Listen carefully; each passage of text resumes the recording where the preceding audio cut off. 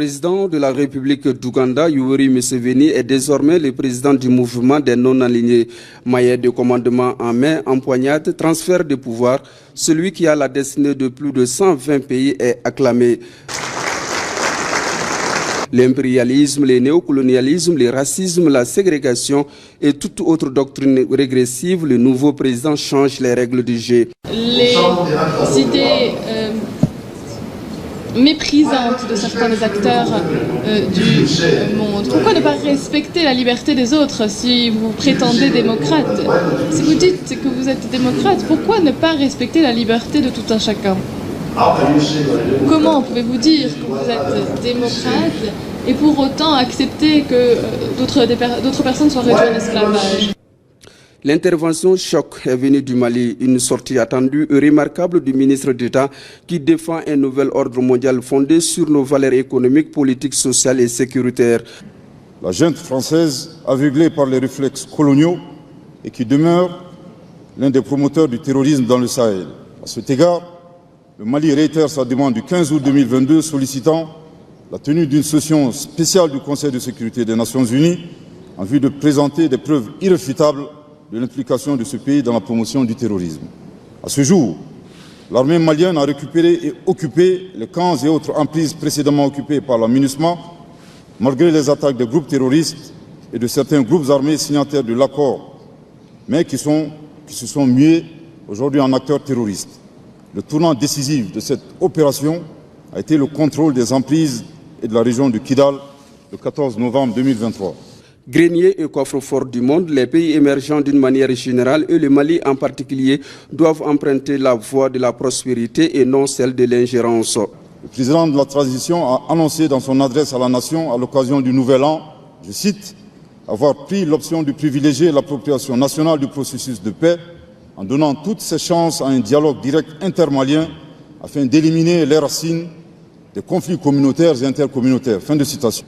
Partant du principe que nul ne peut aimer le Mali plus que les Maliens, le gouvernement est pleinement engagé dans la mise en œuvre de solutions endogènes issues de la volonté, des attentes et des besoins de nos populations.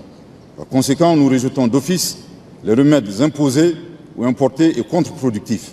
À cet égard, je réitère avec force, le Mali s'oppose à toutes les formes d'ingérence étrangères dans les affaires intérieures des États.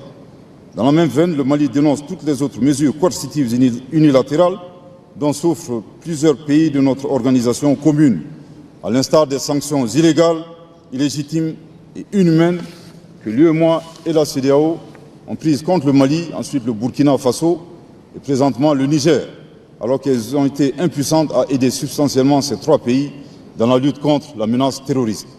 Dans le rapport du sommet, un paragraphe attire l'attention de la délégation malienne.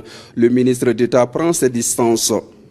La délégation malienne a effectué un vol d'environ 6 heures de temps, sans escale, pour honorer l'invitation qui nous a été adressée par votre auguste personne. Et ceci dénote également du profond respect de son Excellence le colonel Assimi Goïta à votre endroit. Il est de mon devoir d'appeler votre haute attention sur une entorse grave à l'usage diplomatique dont nous avons été l'objet. En effet, en réaction au projet du document final, notre ministre des Affaires étrangères a formulé des amendements qui ont été refusés par je ne sais qui et au nom de je ne sais quoi. Malgré sa vive protestation lors de la conférence des ministres des Affaires étrangères, la situation ne semble pas avoir évolué. Il est toujours utile de rappeler que le sommet des non-alignés a un ADN qui lui est propre. Cette particularité explique son succès et sa longévité malgré les tensions politiques et géopolitiques. Rejeter les amendements d'un État membre sur un sujet qui concerne d'abord et avant tout cet État lui-même est un fait suffisamment grave qui alerte sur le danger qui guette notre organisation commune face aux velléités d'un pays d'imposer son agenda et s'ingérer dans les affaires intérieures d'autres États. Le chef de l'État du Mali que j'ai l'honneur de représenter ici ne le comprendrait pas. Le peuple malien dont nous défendons les intérêts vitaux ne le comprendrait pas non plus. Kampala, la capitale du monde avec plus de 120 chefs d'État et de gouvernement, vit aux couleurs de l'approfondissement de la coopération pour une richesse mondiale partagée.